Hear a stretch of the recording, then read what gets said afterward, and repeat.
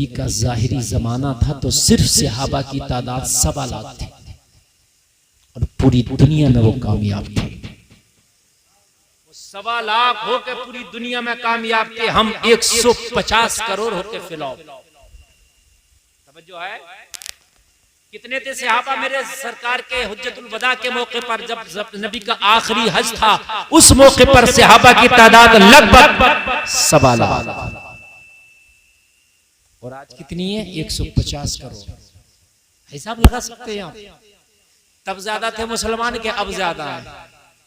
बोलिए, अब ज्यादा ना। और अब कितने फिलौ पे हर जगह हमें जलील और रुसवाई का चेहरा देखना पड़ रहा है। और पहले वो इतने कामयाब थे, हाँ कदम रख दिया वो जमीन अल्लाह उनके नाम करता था।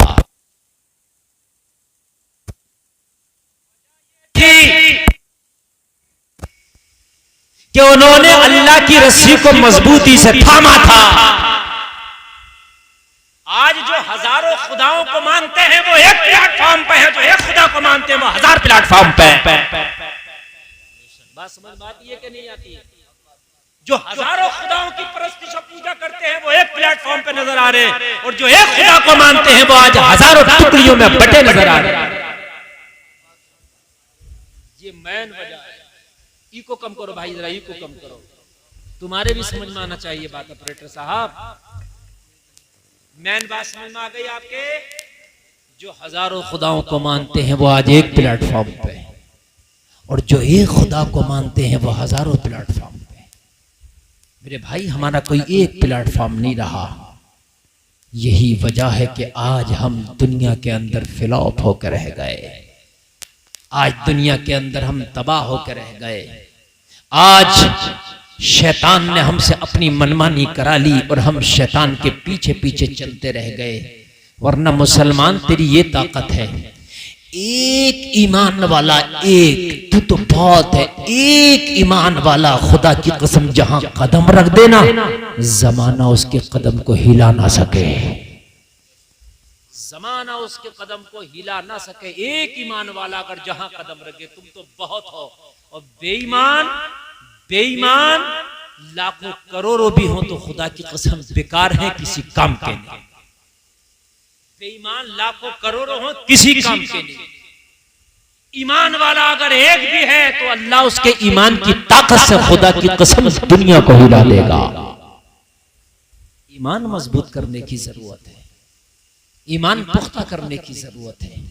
ईमान मजबूत अगर होगा तो फिर आपकी कामयाबी ऐसे सर चढ़ के बोलेगी कि दुनिया जमाना तुम्हारा कुछ नहीं कर सकता। इसलिए कि किसी की सपोर्ट के लिए हुकूमत, किसी की सपोर्ट के लिए बादशाह, किसी की सपोर्ट के लिए राजा, किसी की सपोर्ट के लिए महाराजा, और तू कितना खुश नसीब होगा कि तेरी सपोर्ट के लिए परवरदिगार होगा।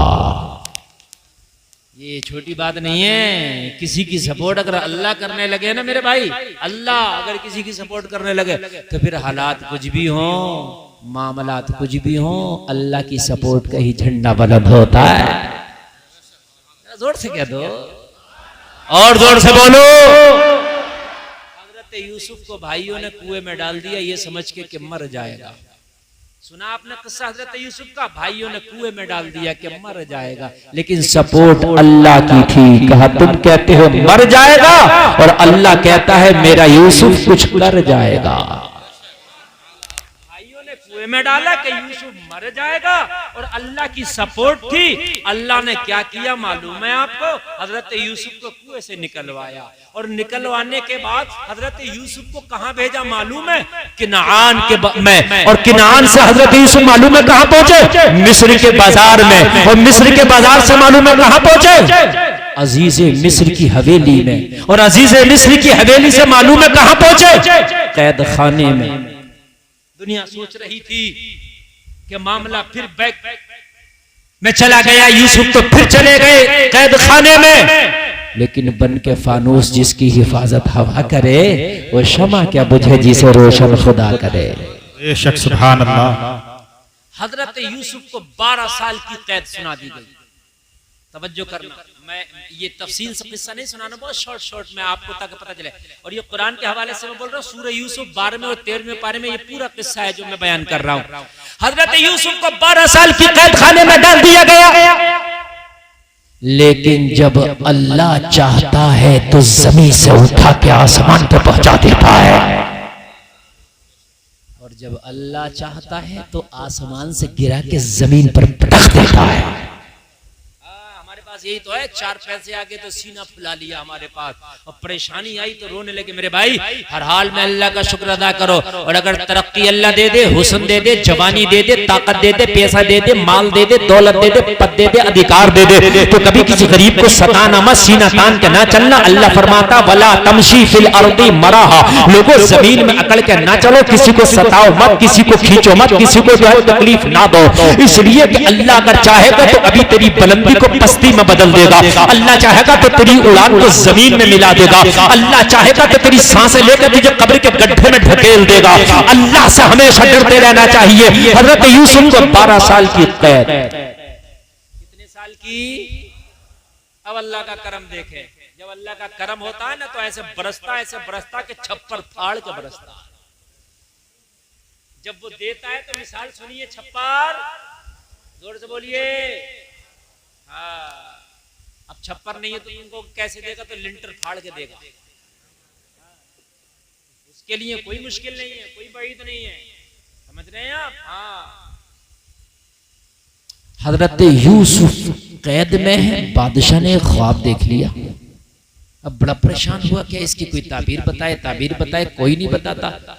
किसी ने कहा बादशाह अगर ख्वाब की ताबीर चाहते हो तो जिस यूसुफ को कैद खाने में डाले हो वो यूसुफ ख्वाबों की सच्ची ताबीर बताते हैं। उन यूसुफ से अपने ख्वाब की ताबीर पूछो, वो तुम्हारे ख्वाब की ताबीर बताएंगे। और जलसे में आने वाला बादशाह तो बादशाह है, हजरत यूसुफ को बुला भेजा।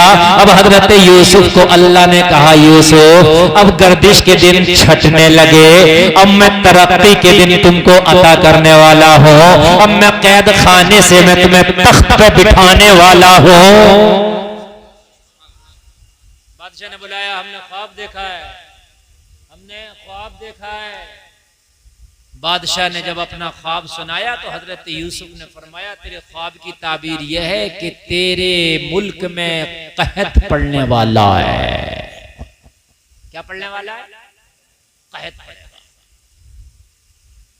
अच्छा, ये मेरे ख्वाब की ताबीर है। हाँ, हजरत यूसुफ ने फरमाया कहत पड़ेगा, बहुत खतरनाक, 7 साल तक कहत रहेगा, जमीनें सब्जा उगाने से कासिर रहेंगी, बारिश का कतरा नहीं बरसेगा, जमीनें बंजर हो जाएंगी, लोग भूख और प्यास की वजह से मरने लगेंगे, तेरे जानवर हलाक होने लगेंगे, तेरी हुकूमत को खतरा लायक हो जाएगा, इतनी जानों को तू कैसे बचाएगा?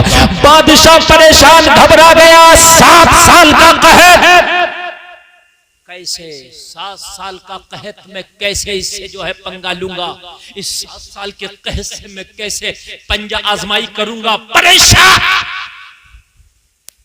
अब हजरत यूसुफ को वो मांगता नहीं था बादशाह, वो बादशाह तो गैर खुदाओं की पूजा करने वाला था, माबूदाने बातिला की इबादत करने वाला था।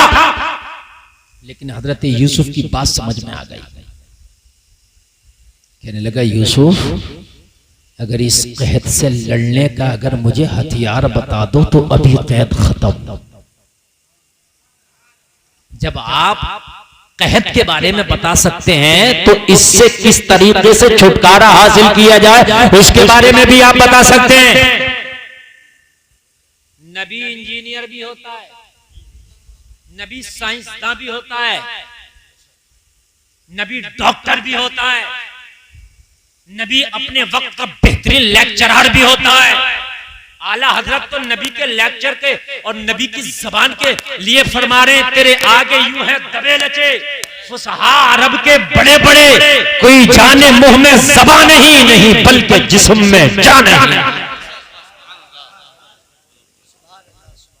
भाई बात रेंज में चल रही है कि नहीं चल रही है? अगर थोड़ी हार्ड हो रही हो तो मैं गेयर बदल दूंगा, इसलिए कि हार्ड नहीं होना चाहिए ना।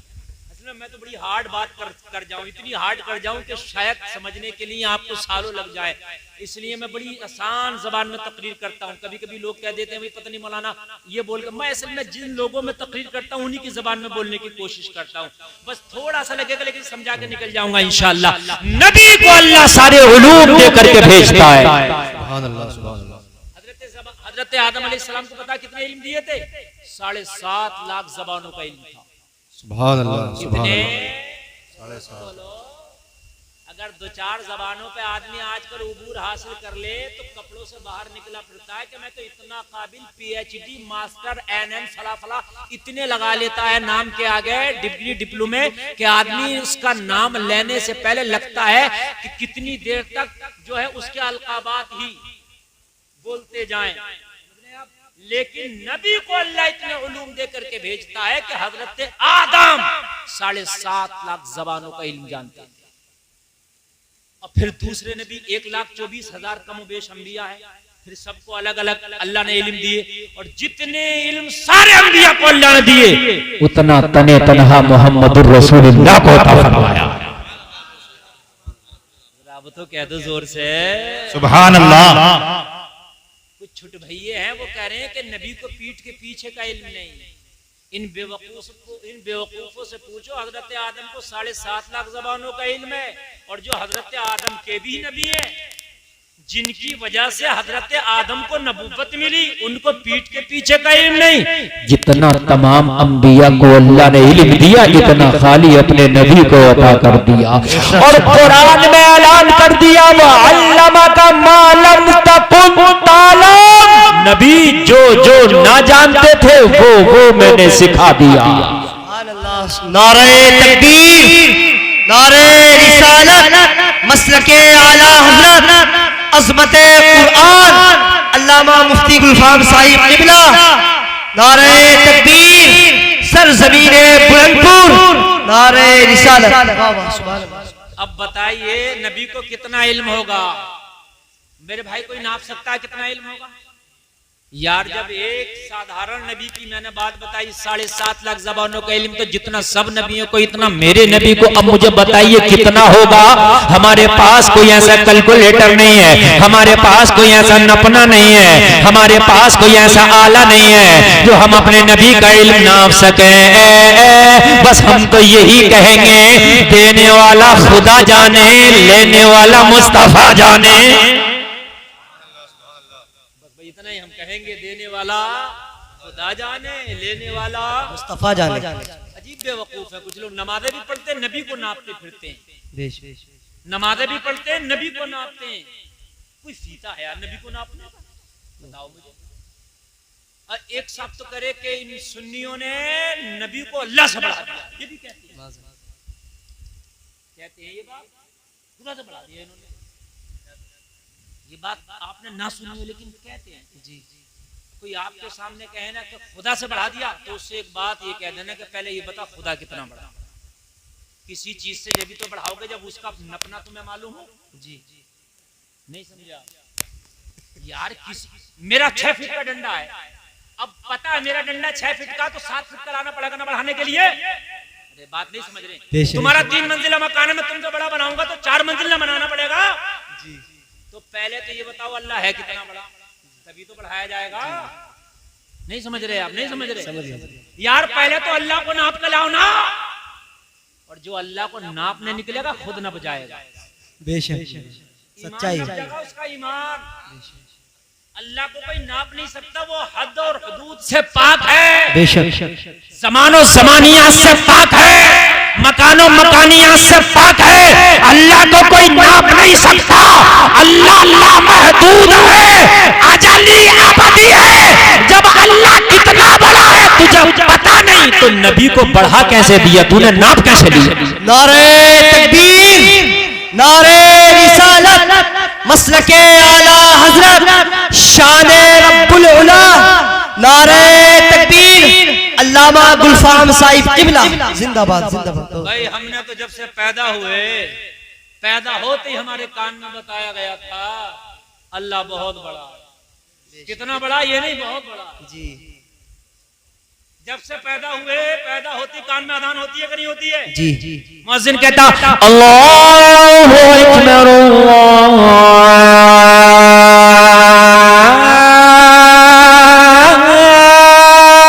अकबर।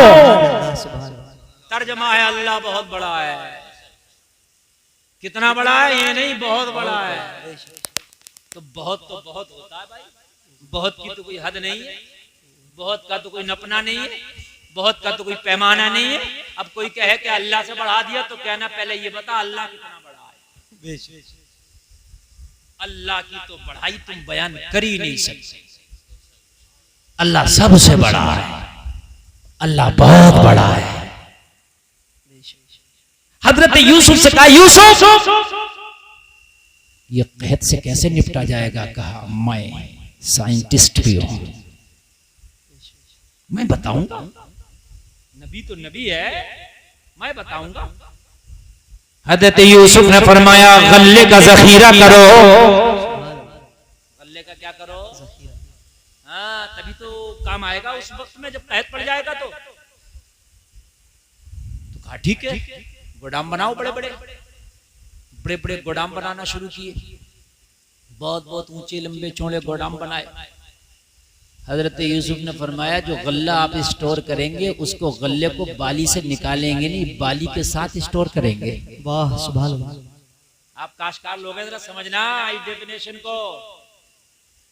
जो आप स्टोर, कोल्ड स्टोर जाते हैं, फ्लाई स्टोर जाते हैं, आप अपने ये मटर रखने, प्याज रखने, आलू रखने जाते हैं ना जी। कोई भी दुनिया में ऐसा कोल्ड स्टोर ना बना कि जो इतनी अच्छी हिफाजत कर सके जितनी अच्छी हिफाजत गल्ले की उसकी बाली में हो जाएगी। बेशक बाली में आप गल्ला रख दीजिए, बाली के साथ आपका गल्ला खराब नहीं हो सकता। जितने चाहो दिनों में रख दो आप उसको, ना घुन लगेगा, ना गलेगा, ना सड़ेगा। हजरत यूसुफ ने फरमाया बाली के साथ गल्ला स्टोर करो। बाली के साथ स्टोर किया गया। और जब कहत आया ना तो हजरत यूसुफ कहते थे जितनी जरूरत हो बाली से निकाले जाओ, गल्ला तुम खाए जाओ, भूसा जानवरों को खिलाए जाओ। सुभान अल्लाह सुभान अल्लाह।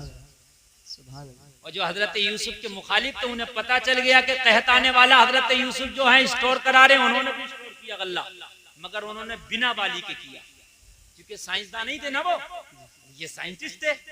तो इनका गल्ला 2 महीना 4 महीना साल में खत्म हो गया और हजरत यूसुफ का चलता रहा। सुभान अल्लाह सुभान अल्लाह। क्योंकि इन्होंने बाली के साथ किया था स्टोर, तो बाली में जो खराब नहीं होता गल्ला, ये अल्लाह ने बाली को बेहतरीन कोल्ड स्टोर बनाया है। इसके अंदर गल्ले का कलर भी खराब नहीं होगा। और लोगों हजरत यूसुफ की बात सही साबित हुई, सच साबित हुई। हजरत यूसुफ का जब ये कमाल देखा तो मिस्र का बादशाह बोला, अरे जिसके इल्म का ये आलम है कि 7 साल का कहर अपनी एक हिकमत से बचा ले जाए, अगर इस तख्त का कोई सच्चा जानशीन है तो वो यूसुफ है।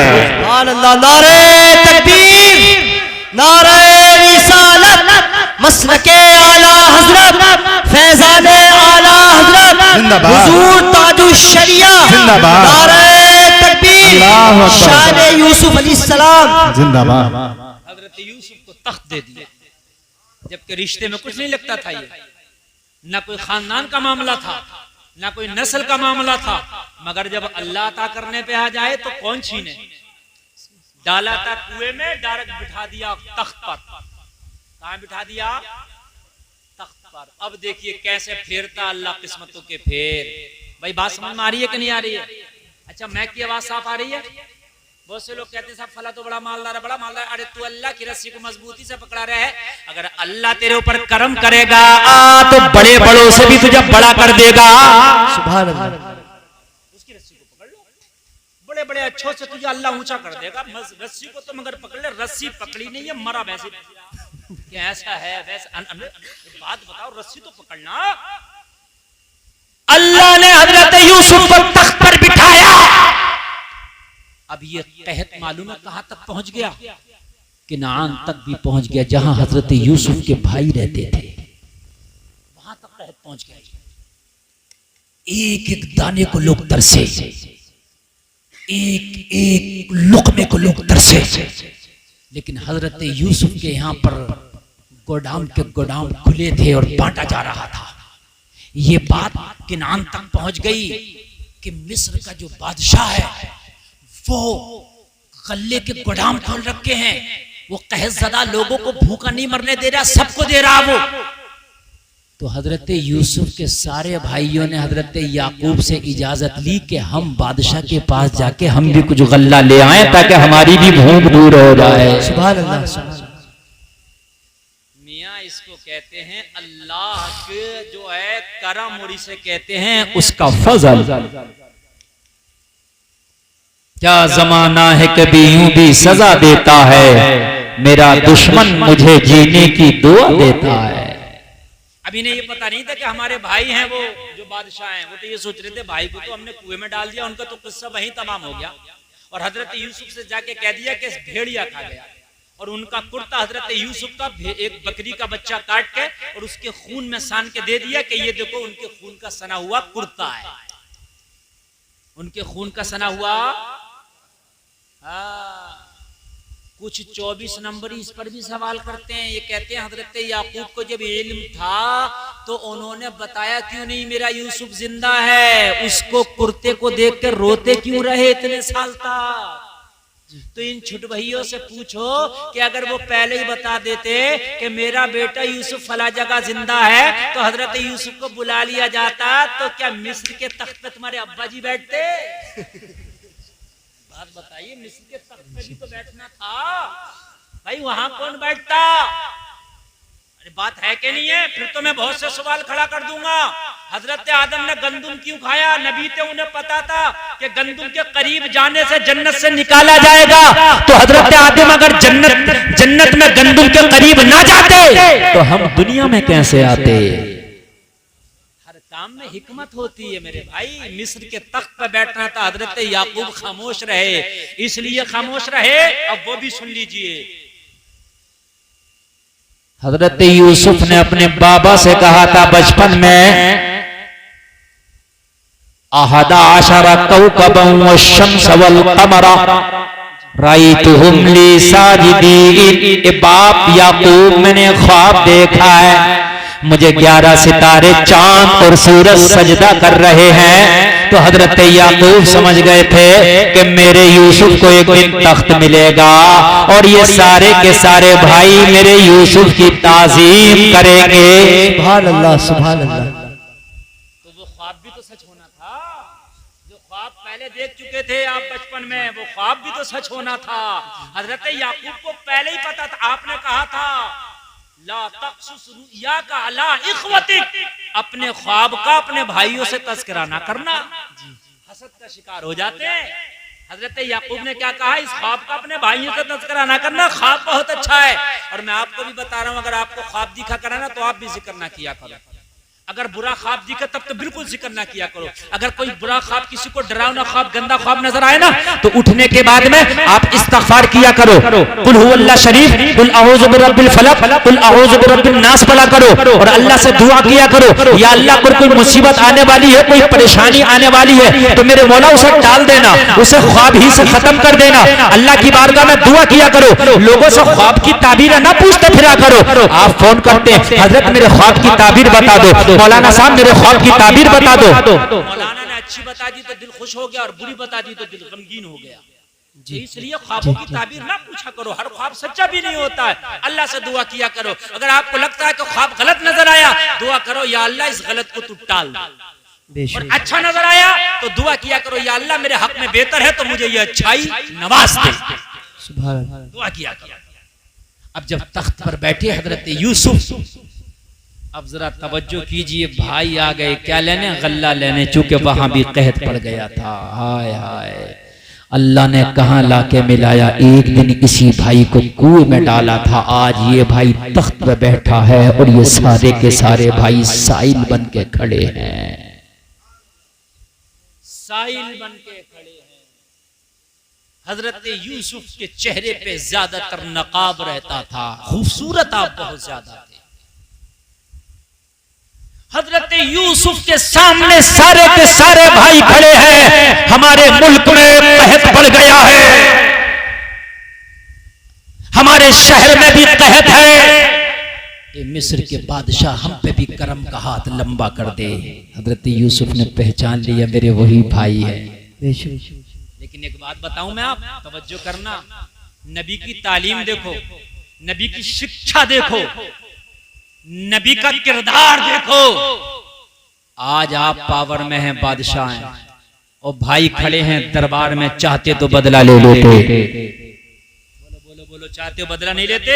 ले लेते। तुमने बड़ा जुल्म किया, मुझे मारा, मुझे सताया, मुझे कुएं में फेंका, आज बदला लूंगा, लेकिन नहीं, नबी का दरिया करम बहुत वसी होता है। हजरत यूसुफ ने अपने भाइयों को माफ कर दिया, बेशक बेशक, अपने भाइयों को ही माफ कर दिया। और हजरत यूसुफ के जो भाई है ना, वो सब के सब वली गुजरे। फिर जब माफ कर दिया हजरत यूसुफ ने भी, तो उन्हें अल्लाह ने भी माफ कर दिया। उनको बुरा कहने का किसी को अधिकार नहीं है, समझ रहे हैं आप? वो भी बाद में बहुत नेक गुजरे, लेकिन अल्लाह ने कहां का कहां लाया बताइए जरा। कि डाला था कुएं में, तख्त पे बिठा दिया, फिर हजरत यूसुफ ने उन्हें दिया। अपने बाप के बारे में पूछा, अपने भाई बिन्यामीन के बारे में पूछा, भाइयों ने सब कुछ बता दिया। खैर खैरियत हो गई। किस्सा लंबा है, उधर जाना नहीं चाहता, बताना इतना चाहता हूँ कि बन के फानूस जिसकी हिफाजत हवा करे, वो शमा क्या बुझे जिसे रोशन खुदा करे। वाह, सुभान अल्लाह, सुभान अल्लाह। बताना ये चाहता हूँ, अल्लाह की रस्सी को मजबूती से थामना तेरा काम है, और तरक्की देना तो ये अल्लाह का काम है। ठोकरे खा के गिरना मेरा काम है, हर कदम पे उठाना तेरा काम है। हमने तो रस्सी को ही नहीं पकड़ा है। मेरे भाइयों, हमारे घर में झूठ बोला जाता है, हम कहते हैं बरकत नहीं आती। हमारे घर की बच्चियां बेपर्दा घूमती हैं, हम कहते हैं हमारे घर में खैर नहीं आती। लोगों जरा मुझे बताइए, हम अपने घरों में जो है ज़कात नहीं निकालते, हम कहते हैं हमारे घरों से बीमारियां नहीं जाती। जिस घर से ज़कात नहीं निकलेगी उस घर की बीमारी नहीं निकलेगी। जिस घर में पर्दा नहीं होगा उस घर में खैर नहीं आएगा। जिस घर में झूठ बोला जाएगा उस घर में बरकत नहीं आएगी। सबसे बड़ा ताबीज है सच बोलो। आप मियाँ के पास जाओ ताबीज कराने के लिए, लेकिन झूठ बोलना ना छोड़ो, कोई ताबीज काम नहीं करेगा। और मेरे भाइयों, तुम बड़े बड़े ताबीज अपने घरों में लगा लो, लेकिन तुम्हारे घरों की औरतें, तुम्हारे घरों की बच्चियां बेपर्दा घूमती हैं, तुम्हारे घर में खैर नहीं आएगी। और मेरे भाइयों, तुम कितने ही गड्ढे करा लो, कितने ही उतारे करा लो, लेकिन तुम्हारे घर में अगर कोई बेनमाजी है, तुम्हारे घर में नमाजें नहीं पढ़ी जाती, तो लोगों तुम्हारे घर में बरकतें नहीं आएंगी। और मेरे भाइयों, एक अल्लाह वाले की बारगाह में एक शख्स हाजिर हुआ, अर्ज करने लगा, हुजूर मेरे घर में बरकत नहीं आती, कमाता बहुत हो, लेकिन मेरे घर में पता नहीं बरकत कहाँ चली जाती है। मैं परेशान रहता हूँ, मैं तंगदस्त रहता हूँ, मेरा हाथ बहुत टाइट रहता है। अल्लाह वाले ने एक पर्दा दिया, कहा जब दरवाजे पे लगा देना। कहाँ लगा देना? दरवाजे। ऑपरेटर साहब इको और कम करो, जरा साफ नहीं आ रही आवाज। कहाँ लगा देना? पर्दा दरवाजे पे। पर्दा दरवाजे पे लगाया, इतनी बरकत आने लगी कि अमीर हो गया।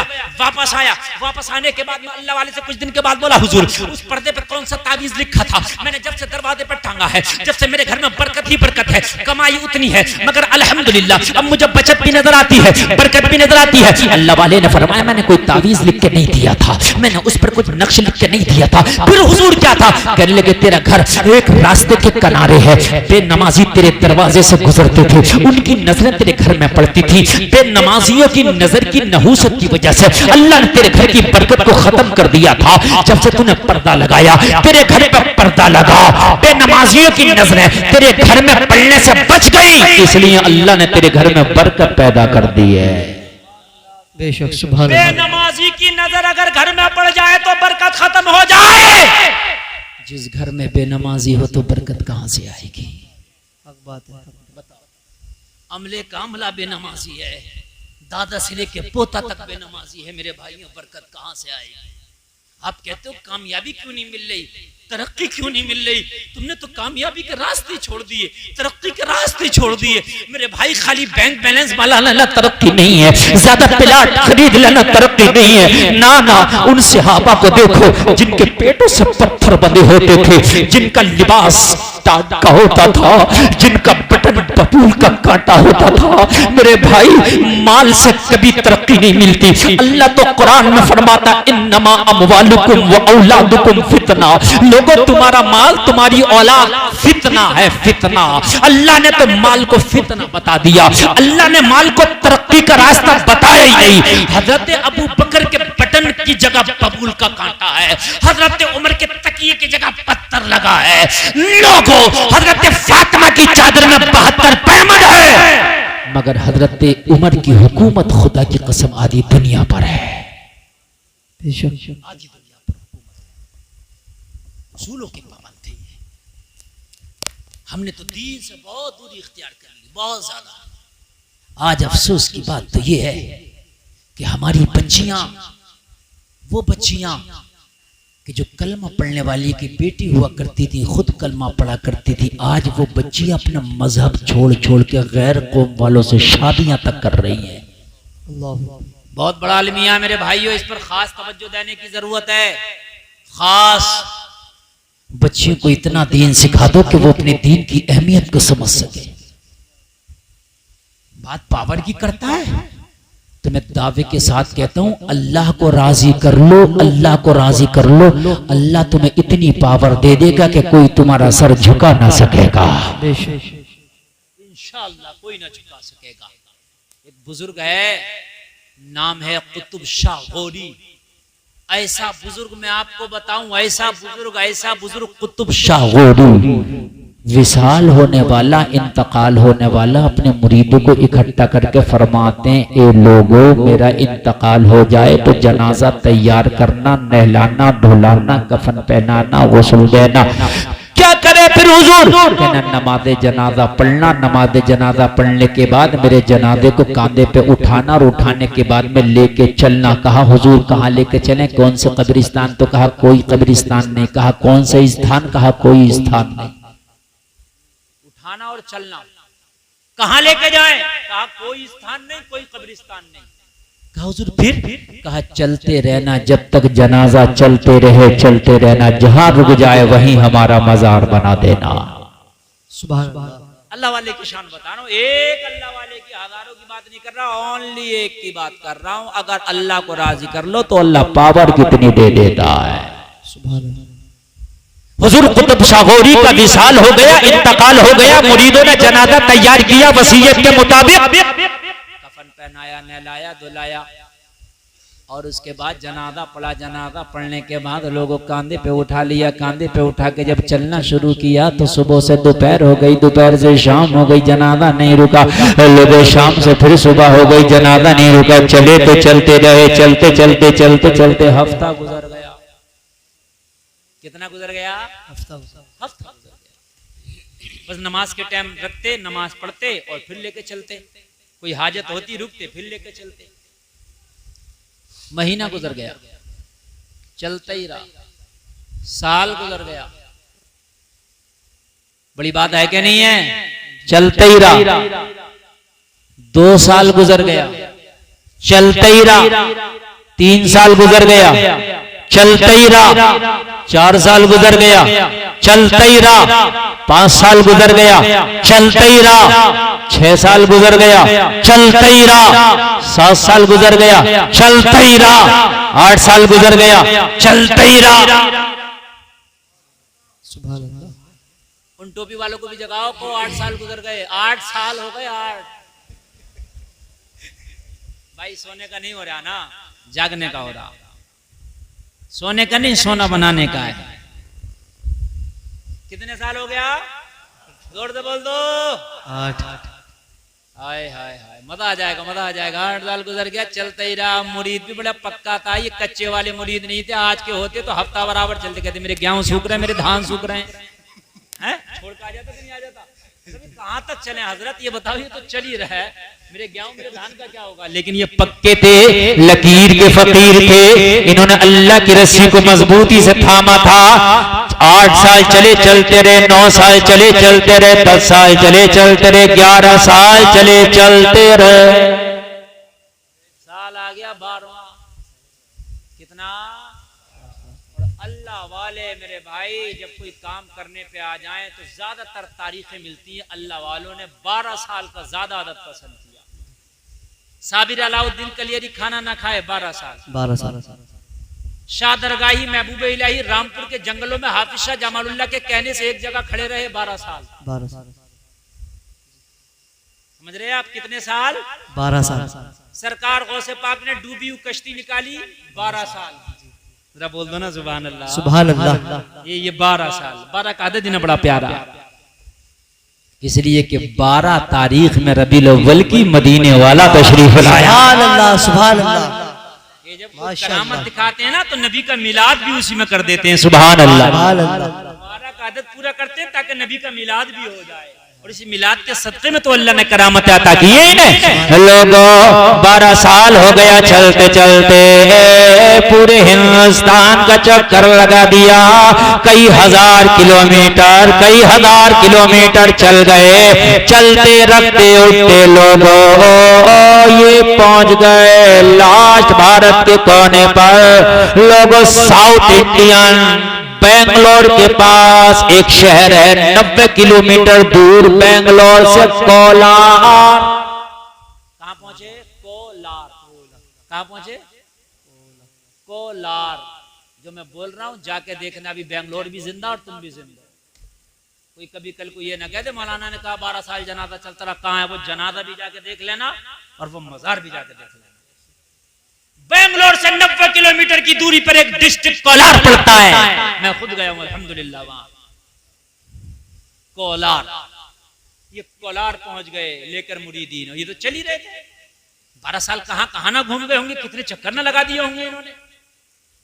घूमते, नमाजें पढ़ते, खाना खाते, हाजत सफारी होते, फिर चलने लगते, कहीं आराम करते, थोड़ा बहुत नींद करते, फिर चलने लगते।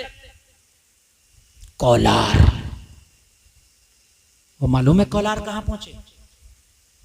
रानी जो थी वहां की रानी, उसकी इबादत गाह के पास। रानी गैर मजहब से ताल्लुक रखती थी तो उसकी इबादत गाह जो थी वहां पर पहुंचे। और वहां पानी का एक हौज था। ये जहां पानी मिलता वहीं रोकते जनाजा, इसलिए कि वजू भी करना होता, नमाज भी पढ़ना होता, पी भी लेते, कुछ खा भी लेते। जी। कोलार में रानी की जो इबादत गाह थी उसके पास में पानी का हौज था। जो अमीर काफिला था उसने कहा यहीं जनाजा रखो, यहीं वजू करेंगे, नमाज पढ़ेंगे, कुछ खाएंगे पिएंगे, आराम करेंगे, फिर आगे चलेंगे। जनाजा रख दिया। रानी की स्पेशल खास इबादत गाह। अब इबादत गाहों का अलग अलग नाम होता है। ईसाइयों का चर्च है ना। कोई अपनी इबादत गाह को मंदिर कहता है, कोई अपनी इबादत गाह को मंदिर कहता है, कोई मस्जिद कहता है कि नहीं है। अब वो इबादत गाह थी। जैसे ही नमाज पढ़ा, नमाज पढ़ने के बाद में लोगों इन्होंने चाहा कि आराम करें। इबादत गाह का जो देख रेख करने वाला था, जो इबादत गाह चलाने वाला था, वो आ गया कि कहने लगा क्या करते हो? यहाँ पर रानी की खास इबादत गाह है, कुछ देर में रानी के आने का टाइम हो जाएगा। तुम मुझे कोई और मजहब वाले लगते हो, अलग मजहब वाले लगते हो, अपने जनाजा को उठाओ, यहाँ से चले जाओ, इसलिए कि रानी आई तो तुम्हारे सरों को कलम कर दिया जाएगा। उसका ये खास इबादत गाह है, उसका खास इबादत करने की जगह है, यहाँ से इसे ले जाओ। लोगों मुरीदों ने जब इतना सुना कहा ठीक है, जनाजे को हाथ लगाया, उठाया, अब नहीं उठता, अब नहीं हिलता। मंजिल आ गई, अब नहीं उठता, अब नहीं हिलता। 12 साल के बाद वो जगह आई। अल्लाह वालों की शान देखो यार, ये मर के भी जिंदा है। कौन कहता है मोमिन मर गया, कैद से छूटा वो अपने घर गया। सुभान अल्लाह। और कुरान की एक आयत है, कुल्लु नफ्सिन जायक़तुल मौत। इसका तर्जुमा मालूम है क्या है? इसका तर्जमा है हर नफ्स को मौत का जायका चखना है, खाना नहीं है, चखना है। तवज्जो कीजिएगा, ये बात जरा थोड़ी सी काबिल गौर है। जायका थोड़ी देर रहता है फिर खत्म हो जाता है, जायका ज्यादा देर। आपने अभी नमकीन खाओ, थोड़ी देर जबान नमकीन रहेगी, मीठा खा लो तो जबान का जायका मीठा हो जाएगा, तीखा खा लो जबान का जायका तीखा हो जाएगा। जायका कितने साल तक रहता है जायका? नहीं समझे? अभी आपने कोई चीज खाई, वो आपको तीखी थी, मीठी थी, फीकी थी, जो भी थी खाई, खाने के बाद में 2-4 साल तक रहता है वो जायका। थोड़ी देर रहा, बात खत्म। लुआब मुंह का खत्म हुआ, वो चीज आपने खा के हलक से निकली, वो जायका खत्म। अरे ऐसे तो होता कि नहीं होता भाइयों? जी जी जी। यही मौत है, इसका भी जायका है। मौत का जायका अल्लाह चखाता, मौत आई, मौत का जायका चखा, मर गया, और उसके बाद में अल्लाह ने फिर इसको आजाद कर दिया। मोमिन को अल्लाह फिर आजाद कर देता।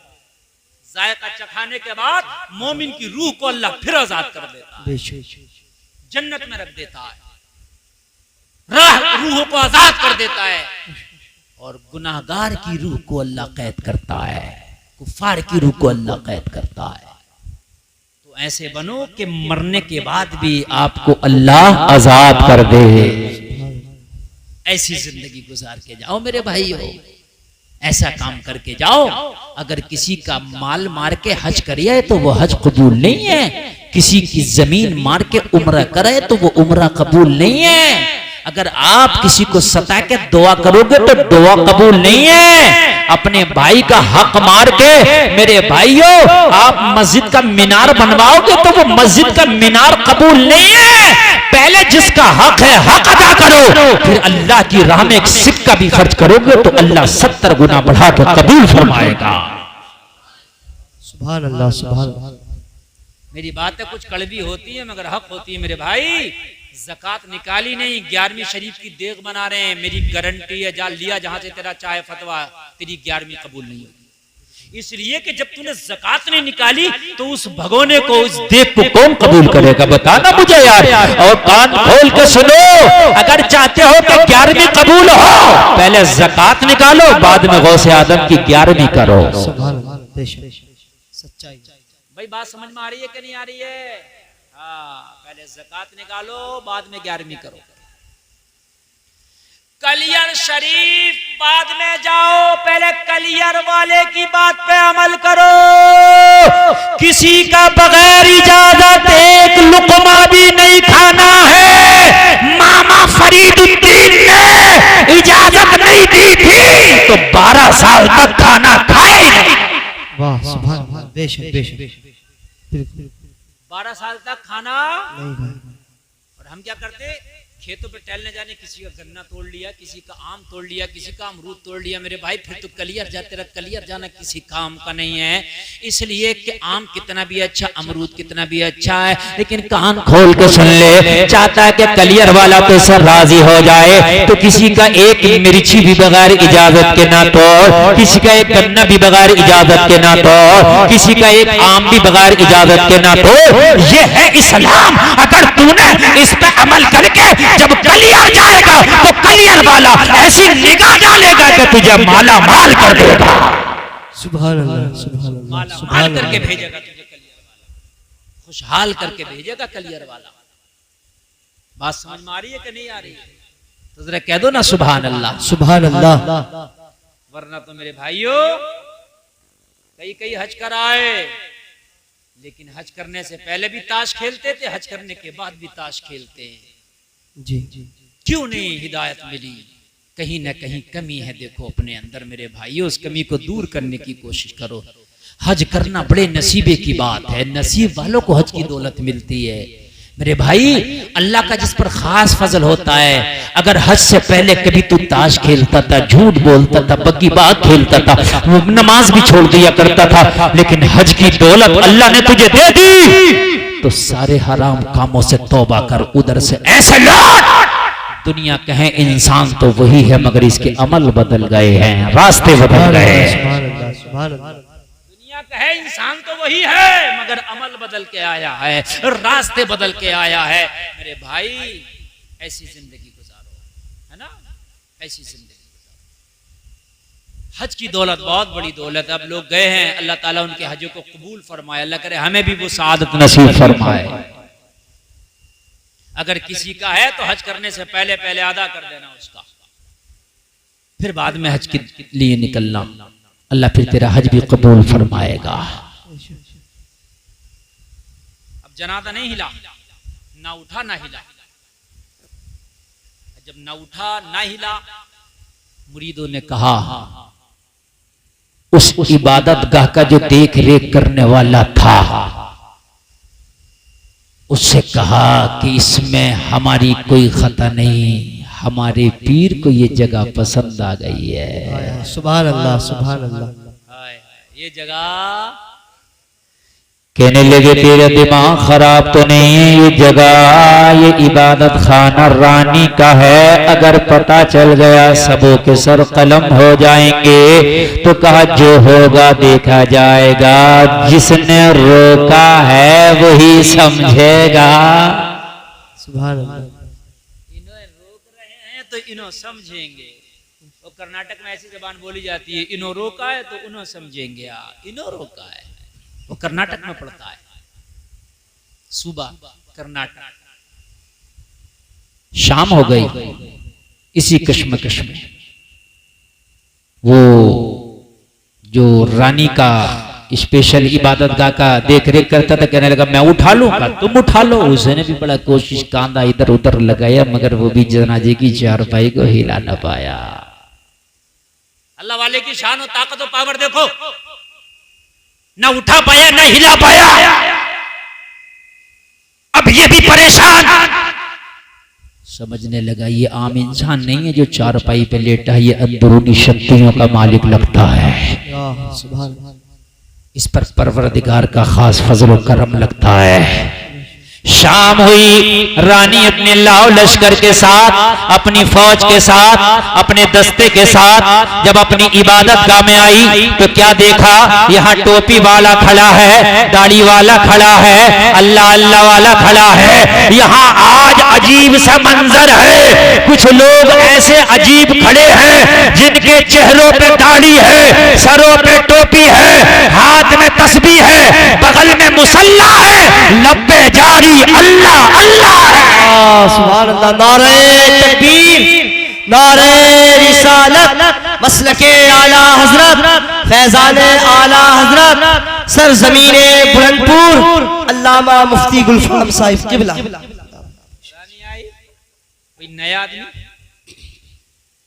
यार, उसकी खास इबादत गाह में जब देखा उसने, ये दूसरी तरह की इबादत करने वाले लोग, ईमान वाले लोग, कुरान को मानने वाले लोग, अल्लाह अल्लाह करने वाले लोग, दाढ़ी वाले, टोपी वाले, अपने उस रेखा देखा से कहा और भाई ये क्या हो रहा।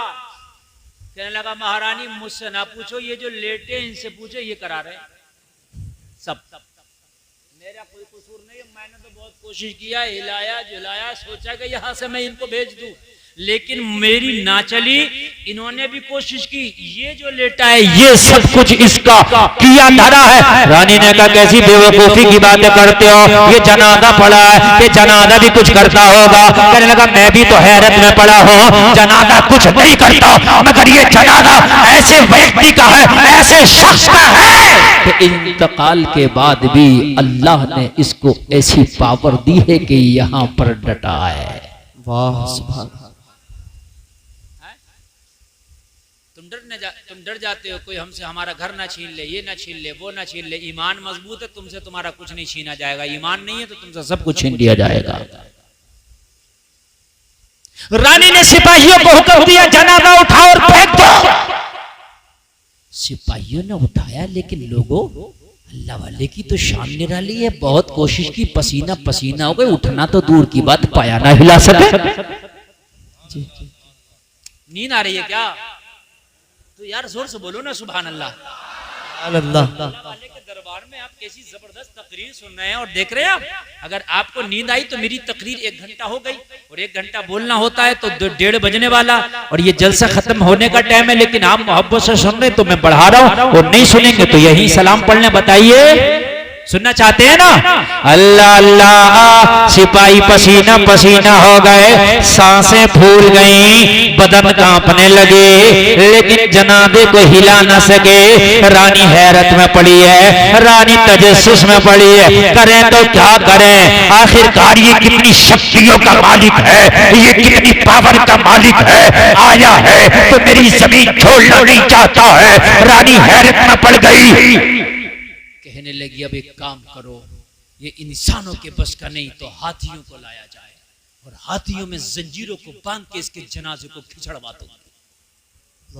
उस वक्त सबसे ज्यादा ताकत वाली चीज, ये सबसे ज्यादा अगर मजबूती का काम किसी से लिया जाता था ताकत का, तो वो हाथी था। बिल्डोजर का जमाना नहीं था, वो जेसीबी का जमाना नहीं था, ट्रैक्टरों का जमाना नहीं था, वो हाथी से कोई चीज को खींचा जाता था। एक जंजीर मंगाई गई, जंजीर मंगाने के बाद में लोगों जंजीर जनाजे से लपेट दी गई और फिर उधर हाथियों से बांध दिया गया। जंजीर का एक किनारा हाथियों से बंधा है, जंजीर का दूसरा किनारा लोगों जनाजे से बंधा है। अगर ईमान मजबूत रखते हो तो ईमान के कानों से सुनना, मजा आ जाएगा। तुम कहते हो हम कमजोर हैं, हाँ हम कमजोर हैं। जब तक ईमान की ऊर्जा हमारे सीने में नहीं है जब तक हम कमजोर हैं। लेकिन जैसे ही ईमान की ऊर्जा से हमने अपने दिल की बैटरी को चार्ज कर लिया तो फिर तेरी पावर इतनी हो जाती है कि जमीन तेरा कुछ ना बिगाड़ सके, जमाने वाले तेरा कुछ ना बिगाड़ सके, दुनिया की ताकत तेरा कुछ ना बिगाड़ सके। लोगों अपनी सीने की बैटरी को ईमान की ऊर्जा से जरा बार चार्ज करके तो दे, फिर देखना कि तेरी पावर कितनी है, तेरी पावर कितनी है। और लोगों जो जमीन लोहे को गला के जंग-आलूद करके खत्म कर देती है, चंद सालों में लोहा जमीन में डाल तो गल जाता है। लेकिन खुदा की कसम, अगर अल्लाह वाले को, अल्लाह के वली को जमीन में दफन कर दिया जाए तो 100 साल के बाद भी उसका कफन तक मैला नहीं होता। यह अल्लाह वाले की पावर। जमीन मैली नहीं होती, जमीन मैला नहीं होता, मोहम्मद के गुलामों का कफन मैला नहीं होता। नारे तकबीर। अपने दोनों हाथों को उठाकर बोलो, मौला अली फरमाते बोलो ताकि पहचाने जाओ। नारे रिसालत, मसलके आला हजरत, मसलके आला हजरत, फैजाने आला हजरत, शान औले इकराम, शान मुस्तफा, अजमते मुस्तफा अल्लामा गुलफाम साहिब किबला। नारे तकबीर, नारे रिसालत, जिंदाबाद जिंदाबाद। ये लोग कहाँ जा रहे हैं उठ के? भैया गेट में ताला लगवा दूं क्या? यार मेरे भाई उठने की बात है, बताइए।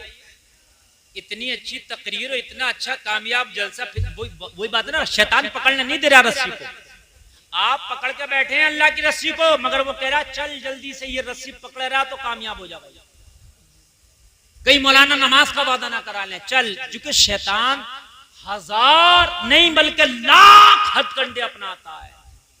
सरकार गौसे आजम ने बड़ी मजबूती से रस्सी पकड़ी थी, छुड़ाना चाह, बादल बन के आया, अब्र बन के आया और बादल से आवाज आई, अब्दुल कादिर हम तुझसे खुश हैं, तेरी इबादत से खुश हैं, हमने तुझ पर नमाज माफ कर दी।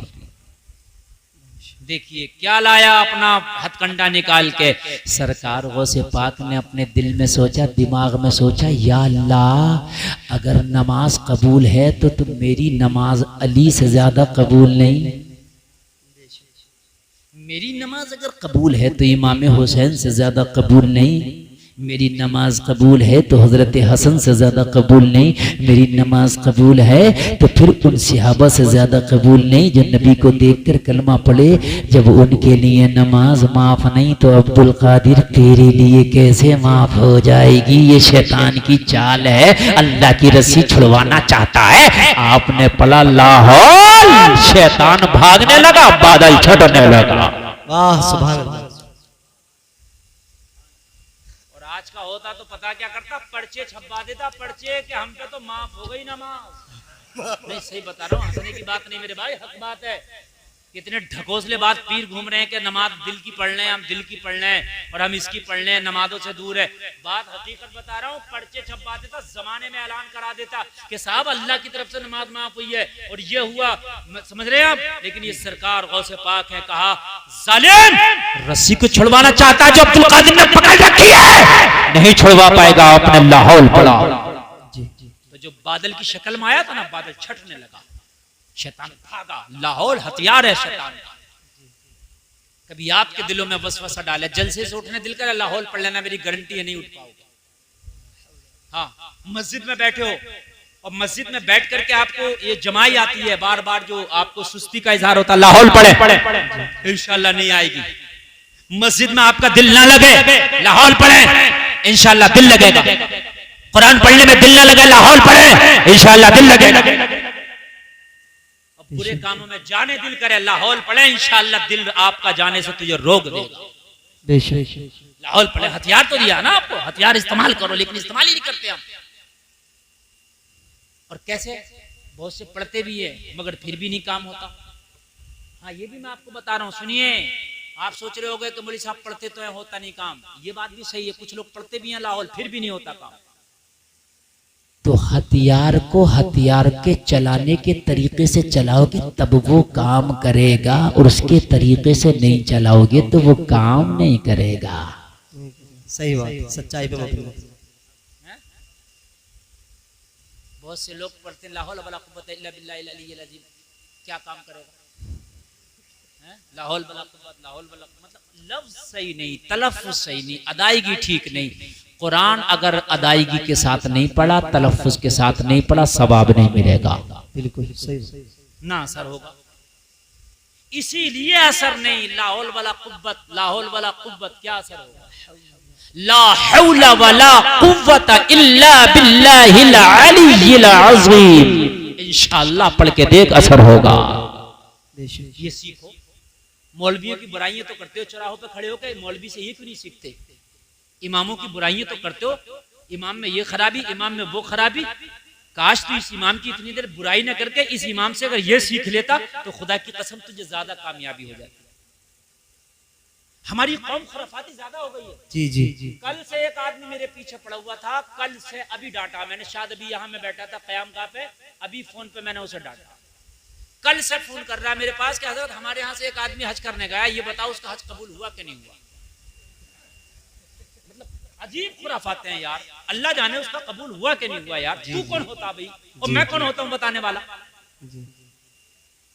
हजरत ये बताओ कबूल हुआ कि नहीं हुआ। अपने आप कुछ नहीं करेगा, उसका कबूल हुआ कि नहीं हुआ इसकी टेंशन लेकर बैठा। तू भी तो कर लेना यार, अगर अल्लाह ने तुझे पैसे। ये खुराफात की बात है कि नहीं? मुझे बताइए यार। वो हज करने गया, अच्छा उसने कोई गुनाह कर लिया, गुनाह करके आदमी गुनाहगार हो जाता है, और हराम काम करके आदमी गुनाह कबीरा का जो है मुर्तकिब हो जाता है, लेकिन काफिर नहीं होता। काफिर नहीं होता। नमाज़े जनाजा उसकी पढ़ाई जाएगी, समझ लीजिए आप। नमाज़े जनाजा होगी उसकी, किसी ने अगर हराम काम भी कर लिया तो काफिर नहीं है वो। तो ये खुराफात है मेरी कौम में। इसके पीछे नमाज नहीं पढ़ूंगा, उसके पीछे नहीं पढ़ूंगा, यहाँ नहीं पढ़ूंगा, वहां नहीं पढ़ूंगा। और कुछ ऐसे एक कह रहा मौलाना मेरे इस इमाम के पीछे नहीं होती, उसके पीछे नहीं होती। मैंने इधर खाली सुब्हान रब्बियल अज़ीम सुना दे तो पढ़ लेता सुब्हान रब्बियल अजीब। तो मैंने कहा तेरी नमाज अगर आला हजरत भी आ जाए बरेली के, उनके पीछे भी नहीं होगी। बात सही है, नहीं होगी। जब तुझे तेरा तलफ्फुज याद नहीं है तो किसी के पीछे भी पढ़ ले। ये ईमान की तो औकात क्या है? बगदाद के गौसे आजम के पीछे पढ़ ले, नहीं होगा। नारे तकबीर, नारे रिसालत, मसलके आला हजरत, नारे तकबीर, नारे रिसालत। सुभान अल्लाह, सुभान अल्लाह। कहते हैं इस इमाम को बदलो, ये सही नहीं है, उस इमाम को बदलो, वो सही नहीं है, इस इमाम को बदलो। मैंने कहा लोगों कब तक इमामों को बदलोगे, खुद को ही बदल लो। सही बात है, सच्चाई पे मबनी। कब तक बदलोगे, अब खुद को बदल लो। अब इमामों को बदलने की जरूरत नहीं है, खुद को बदलने की जरूरत है। इमाम बदलते बदलते तुम जबान से बूढ़े हो गए, बूढ़े से कब्रों में चले जाओगे। इमाम बदलना काम ना आएगा, खुद को बदल लो। खुदा की कसम, कब्र में भी कामयाबी से जिंदगी गुजारोगे, दुनिया में भी कामयाबी से जिंदगी गुजारोगे। अगर तुम्हें कुरान नहीं आता, दीन का मसला नहीं आता, तो खुराफात ना उठाओ, बल्कि वो अपना सीख लो। तो मैंने उसे डांटा और मैंने कहा अगर तुझे पूछ नहीं है तो एक मुफ्ती का मैं नाम बता रहा हूँ, वो तो बता सकता है उसका हज कबूल हुआ या नहीं हुआ। बोला वो कौन है हजरत? मैंने कहा हजरत जिब्रील अलैहिस्सलाम, वो बता सकता है। मेरी बात गलत तो नहीं है? बताइए मेरी बात गलत तो नहीं है? वो तो बता सकता है। सच्चाई लोहे महफूज पे देख करके अल्लाह से पूछ करके बता देंगे। हाँ, क्योंकि हजरत जिब्रील तो जाके सिदरा पे अल्लाह से डायरेक्ट बात कर लेते हैं, तो वो बता देंगे। भाई मौलवी के बस की बात नहीं है किसका हज कबूल हुआ किसका नहीं हुआ कि मौलवी बता दे। ये खुराफात गांव में लेके बैठा है, इसकी नमाज नहीं हुई, उसका ये नहीं हुई। अरे भाई खुद तो बदल ले, अपने आप को तो देख ले कि तुझे खाली पेशाब करने का भी तरीका याद है कि नहीं है? सही बात। नहीं हंस रहे हैं, पेशाब करने का भी तरीका है। बड़े बड़े अच्छों को इस्तंजे के तरीके याद नहीं होंगे, जो बातें बताते हैं खाली इस्तंजे के तरीके। और जिसको इस्तंजा नहीं आएगा वो पाक क्या होगा? जो पाक नहीं होगा दुआ क्या कबूल होगी? नमाज क्या उसकी कबूल होगी? मेरे भाइयों, इन मौलवियों की मुखालफत ना करो, इनकी बुराइयां ना करो, इनसे काम लो, इनसे सीखो। घोड़े की बुराई करके घोड़े का कुछ नहीं बिगाड़ोगे, घोड़े से काम लो, तब तुम्हें फायदा होगा। और भाई घोड़ा है, तुम बुराई करो, ये है वो, तुम्हारा सफर नहीं होगा। और घोड़े की पीठ पर बैठ जाओ, तुम्हारा सफर तय होगा। इमाम की, आलिम की, हाफिज की, कारी की सोहबत में बैठ जाओ, आखिरत का सफर तय हो जाएगा। सुभान अल्लाह, सुभान अल्लाह, सुभान अल्लाह। और एक बात सुन लीजिए आप, आज मैं बड़ी अच्छी बात बता रहा हूँ आपको, इसको गांठ में बांधना। जो किसी आलिम दीन की बुराई करता, उसकी 10 नस्लों तक अल्लाह कोई आलिम पैदा नहीं करता। सच्चाई है। कान खोल के सुन लें, और अगर आप देख लेना अगर मेरी बात गलत हो तो उसकी 10 नस्लों तक अल्लाह आलिम पैदा नहीं करता जो किसी आलिम दीन की बुराई करता है। और दूसरा उस पर आदाब सुनिए, जो किसी आलिम दीन की बुराई करता है, मरने के बाद उसका चेहरा काला पड़ जाता है। आलिम दीन आपने आसान समझ लिया, ये नाइब रसूल है। आपने इमामों को सताना शुरू कर दिया कि इसको हटाओ, उसको निकलो। मेरे भाई, अगर इमाम के अंदर कोई खराबी है तो प्यार से जाके कहो हजरत इसको दूर करो, फिर भी वो दूर ना करे तो फिर अपने इलाके के किसी सीनियर मुफ्ती के पास जाओ। तरीका बताओ इमाम के हटाने का। और इलाके का सीनियर मुफ्ती कहाँ मिलेगा? मुरादाबाद जाओ। मुरादाबाद में जामिया नईमिया जाओ, वो हमारा जिले का मरकजी इदारा है। जामिया नईमिया में वहां का जो सदर मुफ्ती है उससे बात करो, अपने इमाम की बात रखो। फिर अब उस मुफ्ती की जिम्मेदारी है कि वो क्या करे।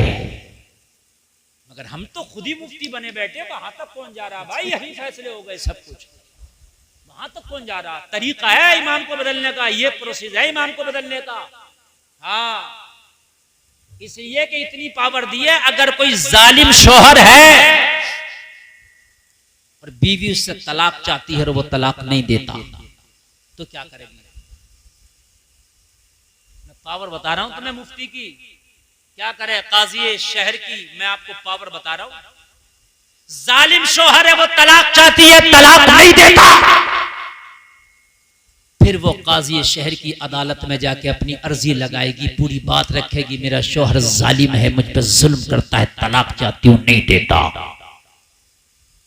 काजी शहर उसको समझाएगा, उसको कहेगा या तो सुधर जा, नहीं सुधरे तो फिर इसको आजादी दे, और वो सुधरे भी नहीं, तलाक भी नहीं दे, तो फिर काजी शहर को राइट है कि वो फिर उसकी आजादी दे दे, उसको राइट है। इतना पावर, ये प्रोसेस है। आपने इमाम बदलना है, वाकई शरीयत की कोई खामी है तो आप उसको बताएं, और वो ना समझे तो फिर सीधा आप अपने मरकज की तरफ जाएं और फिर वहां उस सदर मुफ्ती से बात पूरी रख दें। अब हजरत आप समझे, मुफ्ती बुलाकर समझाए, नहीं समझेंगे तो मुफ्ती साहब फिर उसको हटाएंगे, किसी दूसरे को लगाएंगे।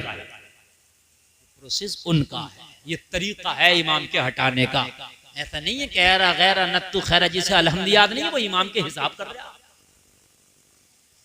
भाई बात बड़ी है, जिसे कुल वल्लाह शरीफ याद नहीं है वो इमामों के फैसले कर रहा है। निजामे मैकदा कुछ इस तरह बिगड़ा है साकी, उन्हीं को जाम मिलता है जिन्हें पीना नहीं आता।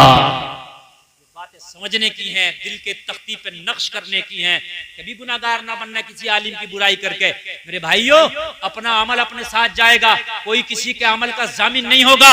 मगर कभी अपनी आखिरत को बर्बाद ना करना मेरे भाइयों, कभी अपनी आखिरत को तबाह ना करना। आलिमों से मोहब्बत करो, उनकी कुर्बत करो, और किसी आलिम से अगर आप खफा हैं तो फिर भी उसकी बुराई, फिर भी आप बुराई। आगे बढ़ो, इजाजत है। रानी ने एक सिरा हाथी के बांधा और एक सिरा कहां बंधा है? बोलो बोलो, भूल गए कहां बंधा है? जनाजे में। हाय हाय, दोनों सिरे बंधे हैं। अब ये तमाशा सारे सिपाही देख रहे हैं, मुरीदों की जमात देख रही है, सारा जमाना देख रहा। हाथी तो हाथी है, हाथी ने अपनी पावर लगाई, अल्लाह वाले ने अपनी पावर लगाई। जोर से बोलो, जोर से। लोगों पावर पावर, इधर इसकी पावर, इधर इसकी पावर। लोगों, हाथी ने जब सारी ताकत लगाई, जंजीर बीच में से टूट गई। आधी जंजीर हाथी के साथ बंधी रह गई, आधी जंजीर अल्लाह वाले के जनाजे से लिपटे रह गई। सुभान अल्लाह, सुभान अल्लाह। जब रानी ने ये मंजर देखा तो खौफजदा हो गई और कहने लगी, खबरदार, अब कोई इन्हें डिस्टर्ब करने की कोशिश ना करे, अब कोई हटाने की कोशिश ना करे, अब कोई हिलाने की कोशिश ना करे। इस अल्लाह वाले को वाकई पावर दे के भेजा गया है। अब रानी झूमती जा रही थी, ऐलान करती जा रही थी। जब उनके गदा भर देते हैं शाहाने जमाना की झोली, मोहताज का जब ये आलम है, मुख्तार का आलम क्या होगा? सुभान अल्लाह। नारे तकबीर, नारे रिसालत, मसलके आला हजरत, फैजान आला हजरत, शान मुस्तफा, अजमत मुस्तफा, सरजमीन बुलंदपुर, अल्लामा गुलफाम साहिब किबला जिंदाबाद।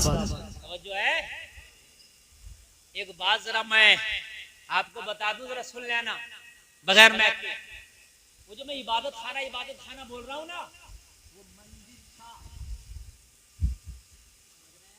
अगर ये रिकॉर्ड भी हो गई तो बेटा निकाल देना। तवज्जो करना। रानी चक्कर में पड़ गई, कहने लगी क्या होगा? मुरीदों ने कहा यही दफन होंगे, यही मजार बनेगा। सुभान इसी में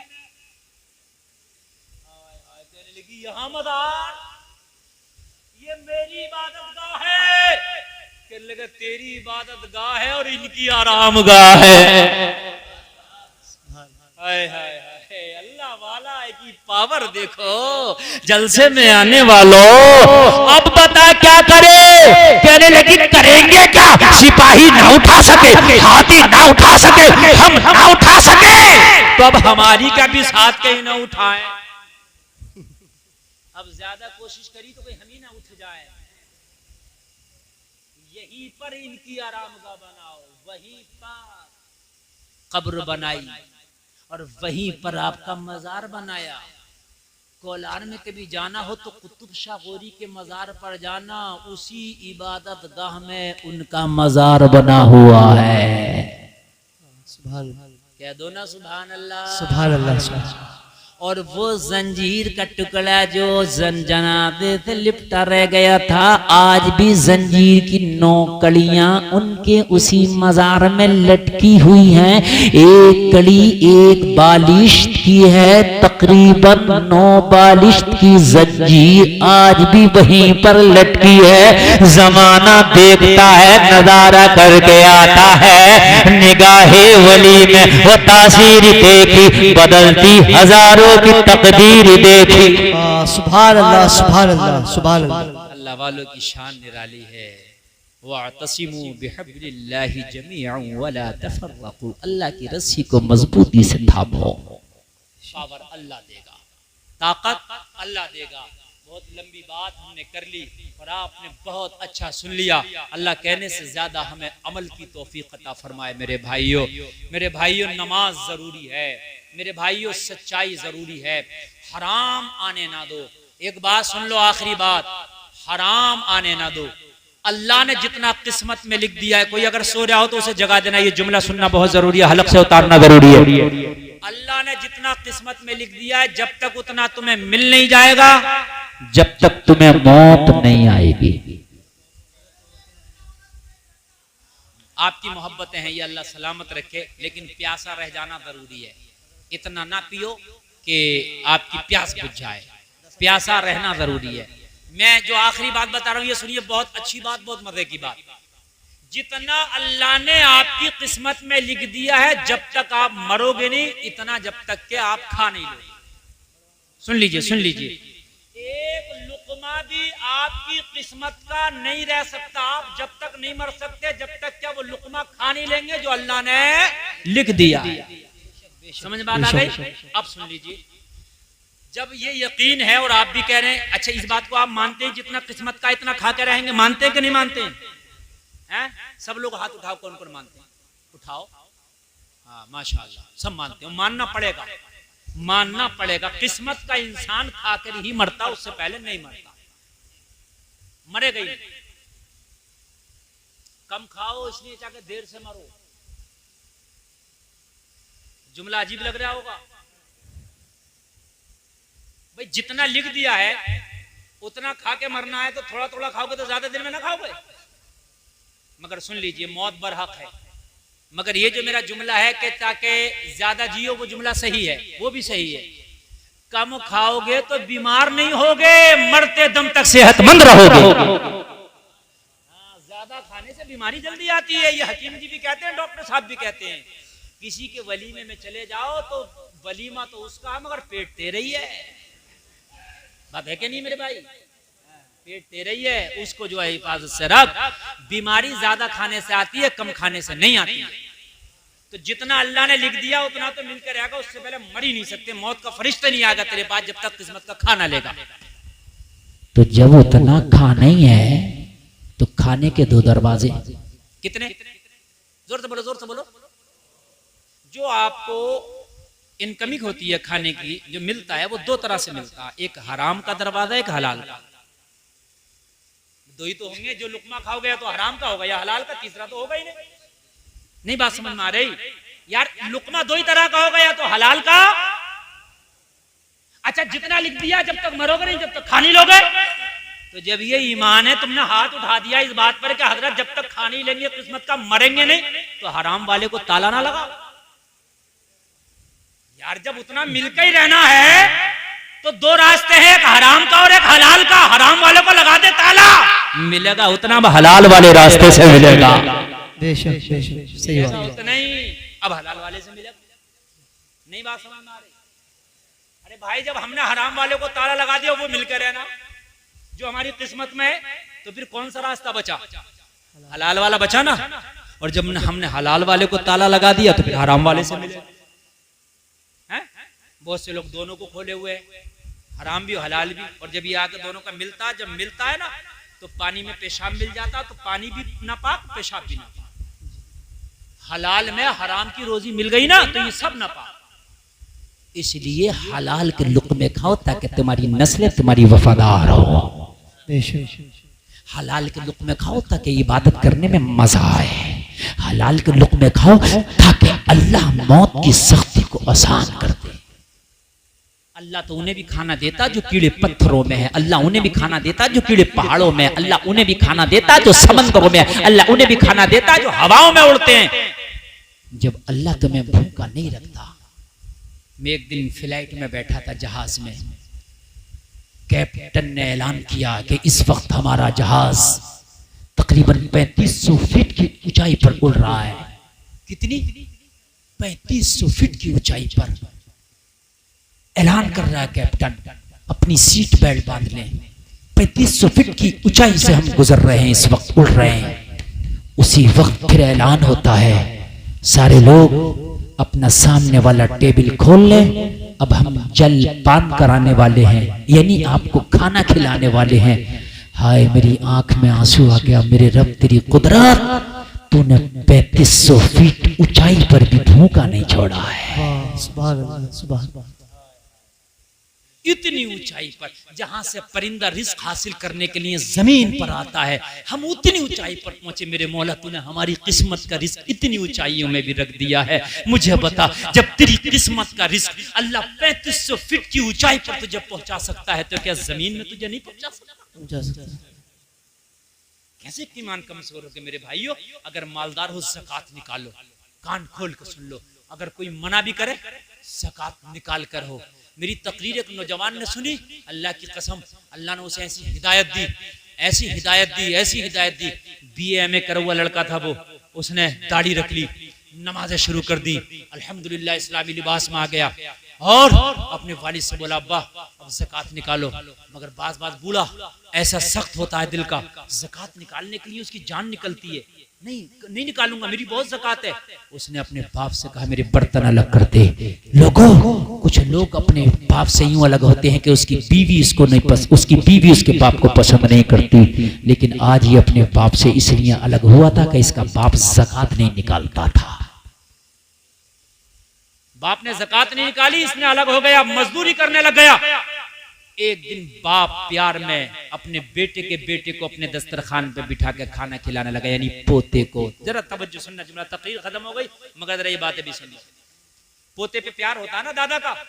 अब पोता बच्चा था, चला गया, बेटा ही तो नाराज था बाप से, ज़कात न निकालने, पोता चला गया, लुकमा खिलाने लगा। खुदा की कसम, बेटे ने देखा कि पोते को दादा लुकमा खिला रहा, भाग के आया, बाप का हाथ पकड़ लिया, बेटे का मुंह पकड़ के हाथ उंगली डाल के बेटे के मुंह में वो लुकमा बाहर कर दिया और बाप से बोला, जब तक ज़कात नहीं निकालोगे मेरी औलाद को एक लुकमा ये हराम का नहीं खिलाना। ज़कात नहीं निकालोगे मेरी औलाद को ये हराम का लुकमा नहीं खिलाना। मुझे तुम्हारी जमीन से कोई मतलब नहीं, मैं मजदूरी करूंगा और अपने बच्चों को हलाल के लुकमे खिलाऊंगा, ताकि कल मेरे मरने के बाद मेरी हलाल खाने वाली पली औलाद अगर हाथ उठा के दुआ करे तो रब इनके हाथों की लाज रखते हुए मेरी बख्शिश कर दे। सुभान अल्लाह। अल्लाह सलामत रखे। लोगों, हराम से दूर रहो, हलाल से दोस्ती कर लो। कहने सुनने में खता हुई हो, कलमा पढ़ो। सारे लोग अल्लाह माफ फरमाए कलमा शरीफ पढ़ें। ला इलाहा इल्लल्लाह मुहम्मदुर रसूलुल्लाह। इस्लाम जिंदाबाद, व मा अलैना इल्लल बलाग। अस्सलामु अलैकुम।